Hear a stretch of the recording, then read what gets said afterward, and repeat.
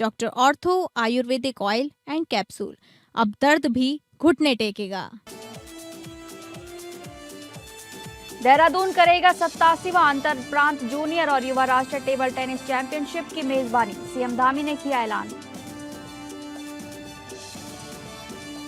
लोहाघाट में ट्रैफिक सुधार की कवायद तेज, डीएम ने पार्किंग स्थल का किया निरीक्षण, टैक्सी यूनियन और व्यापारियों के साथ बनेगी ठोस कार्य योजना।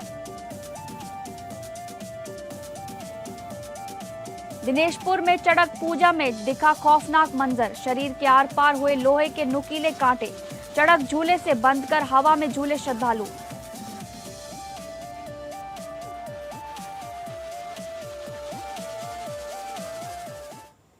नमस्कार, आप सभी का स्वागत है उत्तराखंड न्यूज में। मैं हूं आपके साथ शालिनी राणा। शुरुआत करेंगे उत्तराखंड से जुड़ी खबरों की।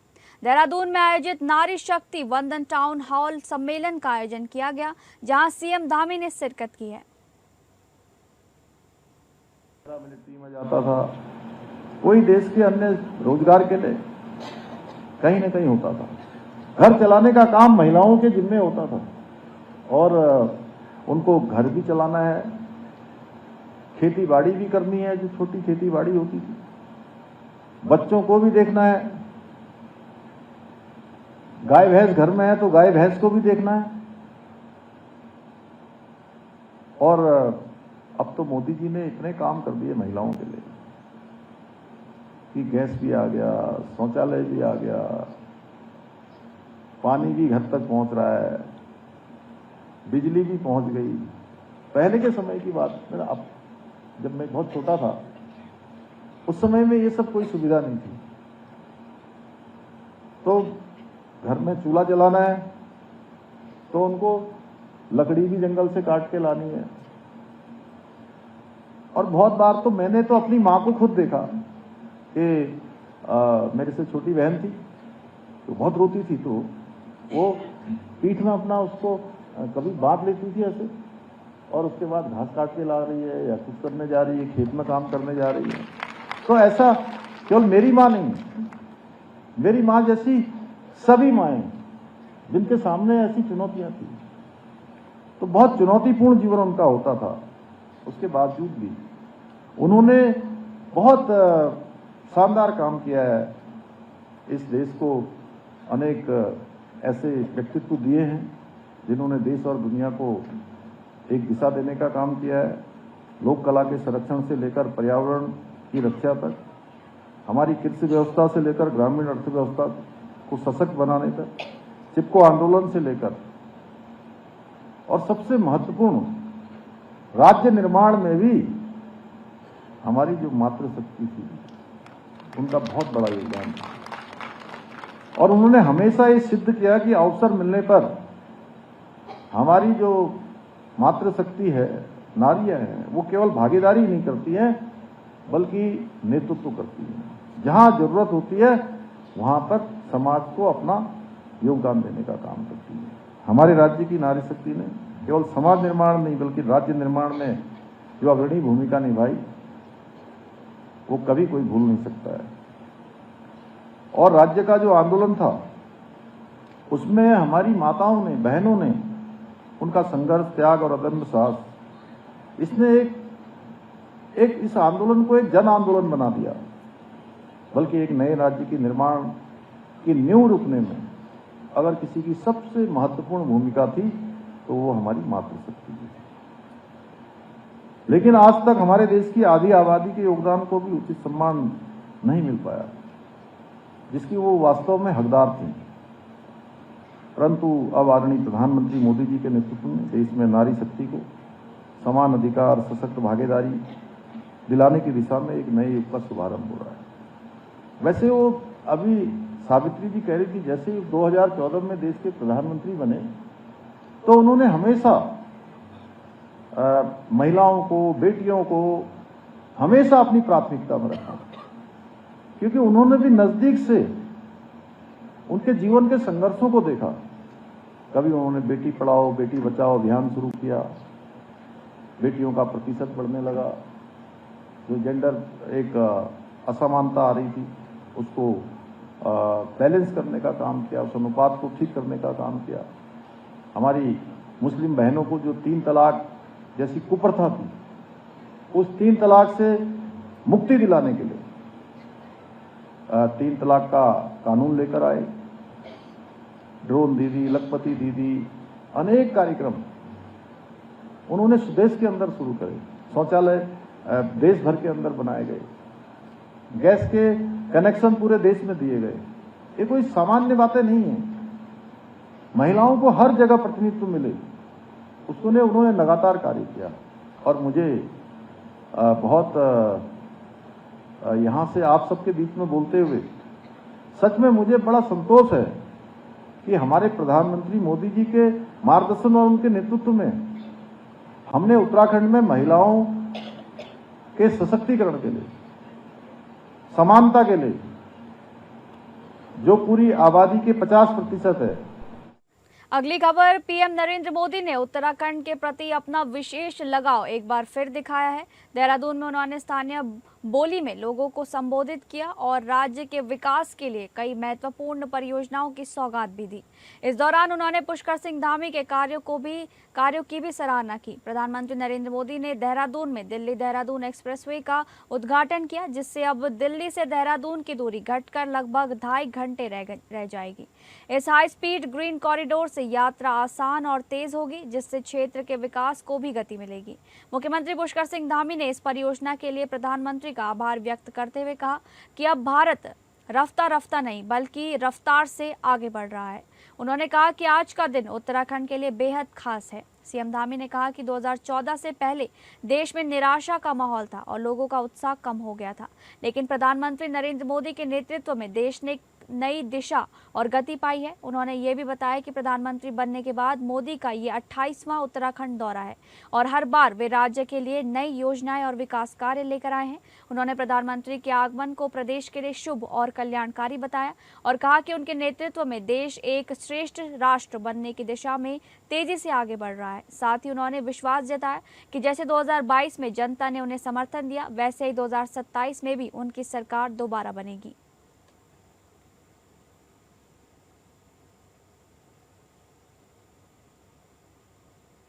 भाइयों बहनों, 2014 से पूर्व का समय हम सभी को याद होगा, जब देश के विकास की गाड़ी पूरी तरह से थम चुकी थी। देशवासियों का उत्साह ठंडा पड़ चुका था। वरिष्ठ जन हताश और निराश थे। महिलाओं के आंसू सूख चुके थे। युवा पीढ़ी के कंधे झुक चुके थे और सेनाओं का मनोबल जवाब दे रहा था। ऐसे में देश की बागडोर जिन मजबूत हाथों में संभाली, वे राष्ट्र ऋषि आदरणीय प्रधानमंत्री नरेंद्र मोदी जी आज हम सब के बीच में उपस्थित हैं। मैं आप सब की तरफ से, अपनी तरफ से उनका एक बार जोरदार तालियों से आप सब उनका स्वागत करेंगे, अभिनंदन करेंगे। ये हमारा सौभाग्य है कि देवभूमि उत्तराखंड को आज उनके प्रधानमंत्री बनने के बाद 28वीं बार आदरणीय प्रधानमंत्री जी का स्वागत करने का शुभ अवसर प्राप्त हो रहा है। अगली खबर, आस्था के नाम पर आपने कई मिसालें देखी होंगी, लेकिन उत्तराखंड के दिनेशपुर से आई ये तस्वीरें आपको चौंका देंगी। शरीर में धसे लोहे के कांटे और ऊंचाई पर झूलते श्रद्धालु। दिनेशपुर में चड़क पूजा के दौरान भक्ति की ऐसी तस्वीर देखी गई जो रोंगटे खड़े कर देगी। 8 शिव भक्तों ने अपनी पीठ में मछली पकड़ने वाले बड़े कांटे चुभवाए और चड़क झूले से बंधकर हवा में झूल गए। हजारों लोगों की भीड़ दंग रह गई, मगर भक्तों के चेहरे पर दर्द का नामो निशान नहीं था। पूरा चैत्र महीना भगवान शिव की कठिन साधना का होता है। भक्त उपवास रखते हैं और अंत में अग्नि परीक्षा देते हैं। इसमें नंगे पांव, धारदार हथियार पर चलना और खजूर के ऊंचे पेड़ों पर चढ़कर नृत्य करना शामिल है। एक भक्त ने कहा, ये पूर्वजों की परंपरा है। हम महीने भर शिव को पूजते हैं। भक्ति सच्ची हो तो कांटों का दर्द नहीं होता। महादेव रक्षा करते हैं। स्थानीय मान्यता है कि पूजा में कमी रह जाए तभी हादसा होता है। विज्ञान भले इसे जोखिम भरा माने, लेकिन दिनेशपुर में सदियों से ये पुरानी परंपरा आज भी जिंदा है। भोले बाबा की कृपा मन की आशा है हमारी। हम जो भोले बाबा से बोलते हैं, जो करते हैं, पूरा मनोकामना पूरी हो जाती है। हर दुख हर कष्ट भोले बाबा पूरा अपने देखते, हर दुख का साथ देते हैं। कोई कष्ट नहीं, कोई दुख नहीं, बस भोले बाबा का नाम लीजिए। हर हर महादेव, हर हर। सड़क पूजा है और ये सड़क पूजा में जो है पूरा महीना सन्यास लेके लोग जो है जो सन्यास लेते हैं वही लोग जो है यहाँ पूजा अर्चना करते हैं। अगली खबर उत्तराखंड के दिनेशपुर से सामने आई है, जहां रोजगार की तलाश में गुजरात गए एक युवक की करंट लगने से दर्दनाक मौत हो गई। मिली जानकारी के अनुसार दिनेशपुर के राधाकांतपुर निमाई पाड़ा निवासी 32 वर्षीय गोपाल गुजरात के गांधीधाम क्षेत्र में काम करता था। बताया जा रहा है कि ड्यूटी के दौरान अचानक करंट लगने से गोपाल की मौके पर ही दर्दनाक मौत हो गई। जैसे ही गोपाल का शव उसके गाँव पहुंचा, पूरे इलाके में मातम छा गया। गाँव में लोगों का जन सैलाब उमड़ पड़ा और हर आंख नम दिखाई दी। सबसे दुखद बात यह है कि गोपाल अपने परिवार का इकलौता कमाने वाला व्यक्ति था। वो अपने पीछे पत्नी, एक 6 साल का मासूम बच्चा और महज 9 महीने के शिशु को छोड़ गया है, जिनका रो रो कर बुरा हाल है। इस पूरे मामले पर विधायक शिव अरोड़ा ने कहा है कि गुजरात सरकार और फैक्ट्री प्रबंधन से लगातार बातचीत की जा रही है और पीड़ित परिवार को हर हाल में उचित मुआवजा दिलाया जाएगा। फिलहाल इस हादसे के बाद पूरे क्षेत्र में शोक की लहर है और हर कोई यही मांग कर रहा है कि पीड़ित परिवार को जल्द से जल्द न्याय और आर्थिक सहायता मिले। राधाकांतपुर ग्राम सभा के निमाई पाड़ा में ये गोपाल जो कि यहाँ रहता था और अभी वहाँ गुजरात कच्छ में एक फैक्ट्री में काम करने के लिए गया था, वहाँ करंट लगने से इसकी मौत हो गई है। और सारे यहाँ जनप्रतिनिधि, ग्राम प्रधान या ब्लॉक प्रमुख, एमएलए सब लोग यहाँ सहयोग कर रहे हैं। आज उसका शव घर पे आया है, बहुत दुखद है। पूरे गांव में, परिवार में जितने रिश्तेदार हैं सब बहुत दुखी हैं। बहुत कष्ट का समय है, परिवार भी बहुत निर्धन है। द्वाराहाट में प्रसिद्ध ऐतिहासिक मेला सियालदे बिखौती मेला का शुभारंभ स्थानीय विधायक मदन सिंह बिष्ट ने किया। साथ में नगर पंचायत अध्यक्ष संगीता आर्या मौजूद रहीं। मेले में नौजूला दल के 9 गांवों ने प्रतिभाग किया। हजारों की संख्या में मेलार्थी मेला स्थल पर पहुंचे। कोतवाली द्वाराहाट की पुलिस हर जगह शांति व्यवस्था के लिए तैनात रही। स्थानीय विद्यालयों के बच्चे और संगीत प्रभाग की टीमों द्वारा सांस्कृतिक कार्यक्रम प्रस्तुत किए गए।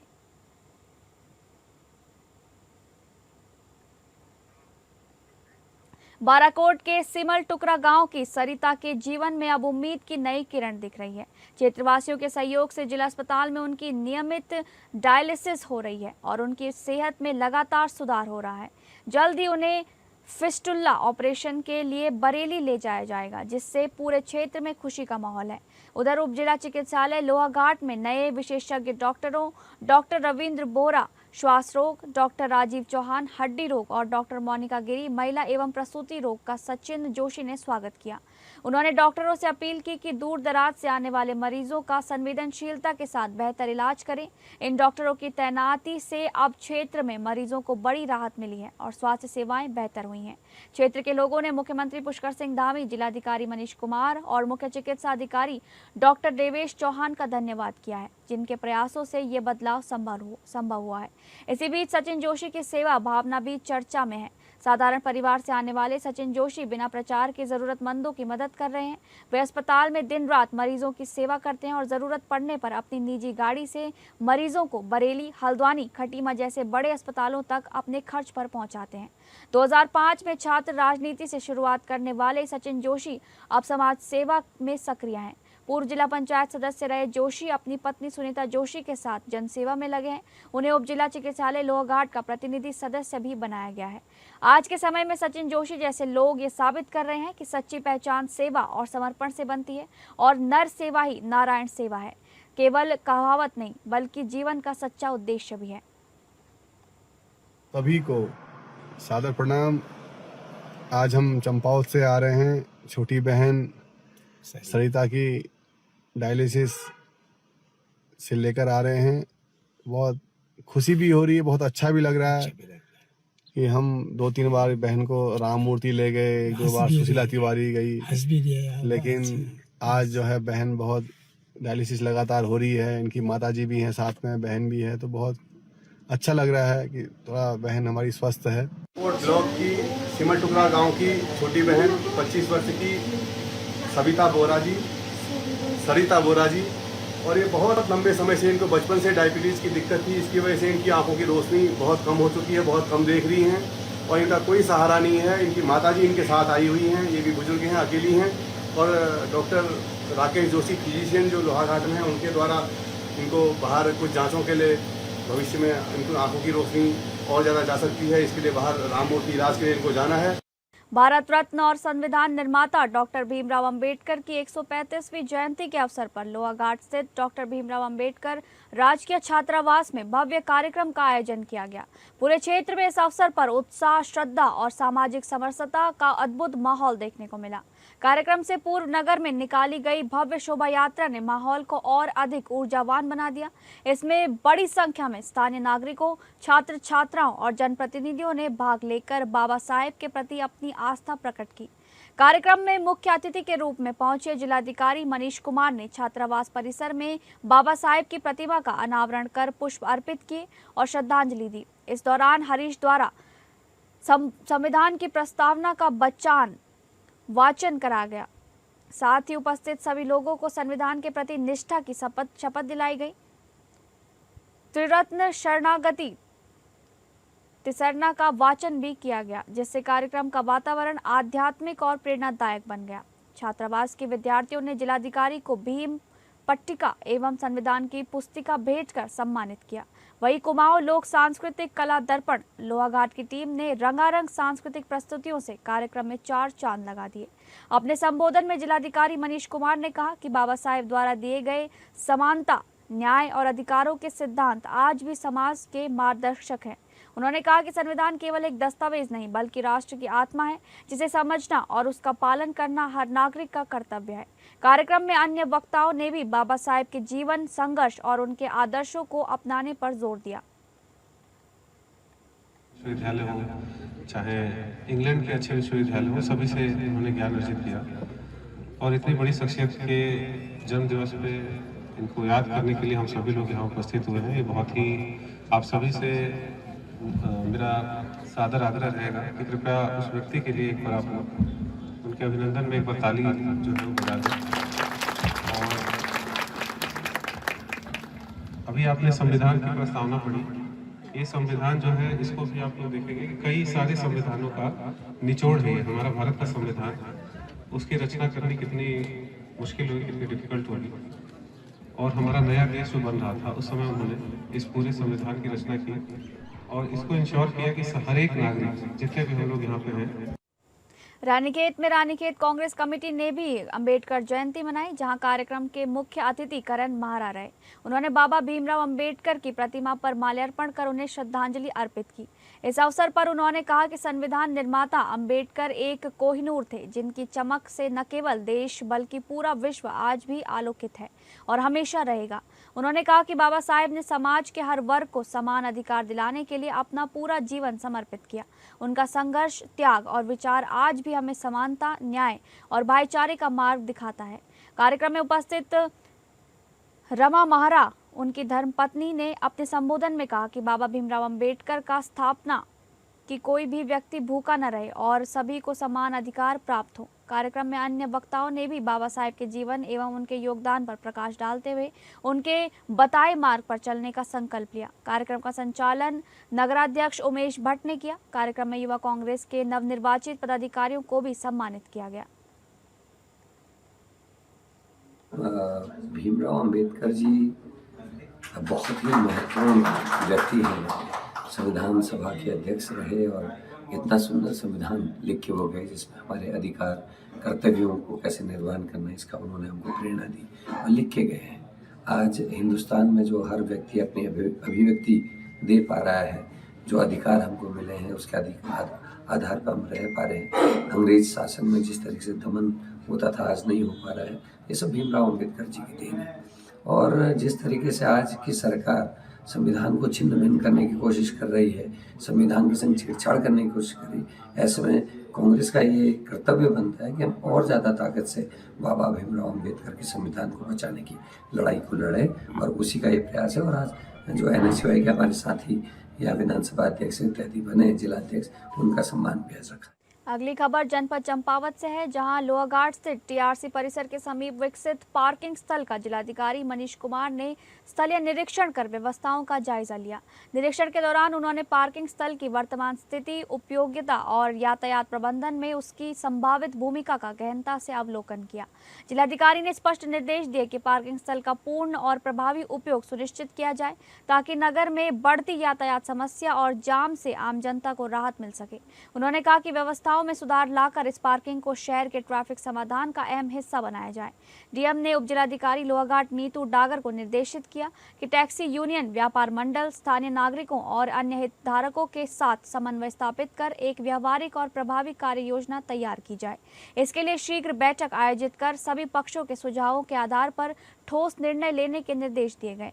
निरीक्षण के दौरान जिलाधिकारी ने नगर में संचालित टैक्सी स्टैंड का भी जायजा लिया और संबंधित अधिकारियों को निर्देशित किया कि टैक्सी स्टैंड को सुव्यवस्थित करते हुए वाहनों के संचालन एवं पार्किंग के लिए स्पष्ट दिशा निर्देश तय किए जाएं, जिससे यातायात व्यवस्था सुचारू बनी रहे। उन्होंने ये भी कहा कि नगर के दीर्घकालिक ट्रैफिक प्रबंधन को ध्यान में रखते हुए अतिरिक्त पार्किंग स्थलों की पहचान की जाए और आमजन को जागरूक कर निर्धारित स्थानों पर ही वाहन खड़े करने के लिए प्रेरित किया जाए। इस अवसर पर अपर जिलाधिकारी कृष्णानाथ गोस्वामी, उप जिलाधिकारी नीतू डागर सहित अन्य संबंधित अधिकारी उपस्थित रहे।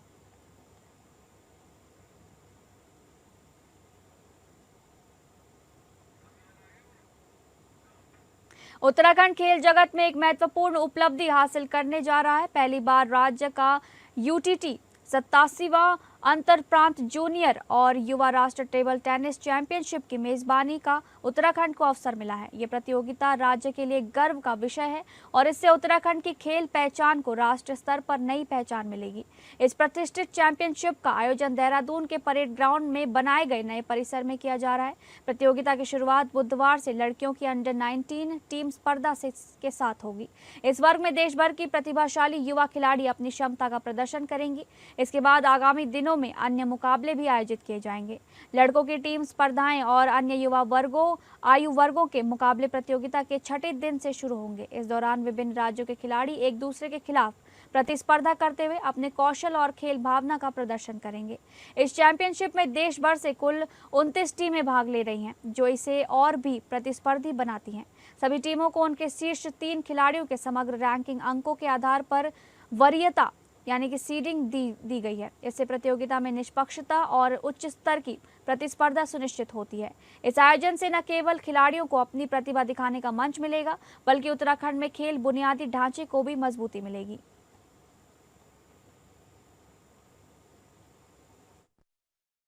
जीवन की हर चुनौती का हम किस प्रकार से जीवन में आने वाली चुनौतियों को फेस करेंगे, कैसे हम एकदम से फास्ट डिसीजन लेंगे, कैसे एकदम सटीक रणनीति बनाएंगे, कैसे हम अपने साथ कॉन्फिडेंस के साथ कैसे क्या करना है, ये अगर हमें सीखना है तो टेबल टेनिस उसके लिए बहुत अच्छा हमारे लिए शिक्षण का कार्य भी करता है। मुझे विश्वास है कि आप सभी खिलाड़ी इस प्रतियोगिता के माध्यम से न केवल अपने खेल को और अधिक निखारेंगे, बल्कि सकारात्मक दृष्टिकोण और आत्मविश्वास के साथ जीवन में आगे बढ़ेंगे। साथियों, आज आदरणीय प्रधानमंत्री श्री नरेंद्र मोदी जी के दूरदर्शी। फिलहाल उत्तराखंड न्यूज में बस इतना ही। नमस्कार।